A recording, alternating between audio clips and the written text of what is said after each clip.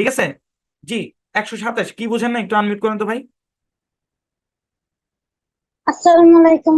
জি ওয়ালাইকুম স্যার, আসসালাম। আগের প্রশ্নে আমি ওটা বলে রাখছিলাম, আপনার যখন সময় হয় উত্তর দিবেন। ওই যে সুক কি জানি সূত্র না শুক্র কি জানি সূক্ষ্ম সূক্ষ্ম, ওই বুঝ কথাটার মানেটা বুঝি বুঝতে নাই, বুঝি পারছি। নাই। আরেকবার কি মানে জানতে চাচ্ছেন? সূক্ষ্ম, আপনি বলেছিলেন না ও সূক্ষ্ম। সূক্ষ্ম, ও আচ্ছা, সূক্ষ্ম শব্দ অর্থ বুঝেন না?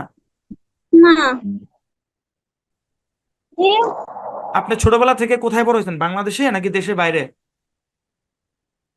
বাংলাদেশি তো। বাংলাদেশে। সূক্ষ্ম শব্দটা কোনোদিন শোনেন নাই?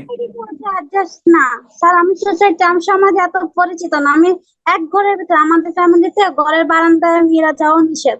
এই জন্য আমি একলা বড় হয়েছে তো এত কিছু মানে জানি না আসলে। আচ্ছা আচ্ছা, ব্যাপারটা হচ্ছে যে মানে ইংরেজি রিডিং পড়ে মানে বাংলা ভাষা দক্ষতা আপনার একটু কম আছে। আমি এই আপনার বিভিন্ন প্রশ্নের ধরন দেখে আমি এটাই বুঝতে পারছি যে সূক্ষ্ম এটার অর্থ বুঝেন নাই। আচ্ছা ঠিক আছে, আর দেখি আপনাকে কিভাবে বোঝানো যায়, আল্লাহ যেন আমাকে তৌফিক দেয়। একটু আর 27 আনমিউট করেন, 27 আনমিউট করেন। জি স্যার।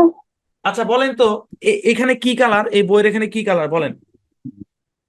হলুদ, কালো কালো রংটা না হলুদ না না রংটা? না, এই যে হল এখানে এটা কি কালার, এটা এটা হলুদ। হলুদ। আচ্ছা এই কলমের এটা কি কালার? এটাও হলুদ। এটাও হলুদ, কিন্তু আপনি যদি ভালোভাবে খেয়াল করে দেখেন এই দুইটা হলুদের মধ্যে কিন্তু পার্থক্য আছে, একদম সেম টু সেম হ্যাঁ, না, সেম টু। পার্থক্য আছে। এই যে পার্থক্যটা, এটাই হচ্ছে সূক্ষ্ম পার্থক্য, মানে অতি সামান্য অল্প। সূক্ষ্ম মানে কি? ও, অতি অল্প, এবার সা- বুঝতে পেরেছি। সামান্য, ঠিক আছে।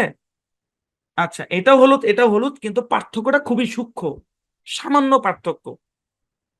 ওকে, নাই জানতে পারে, এটা দোষের কিছু না।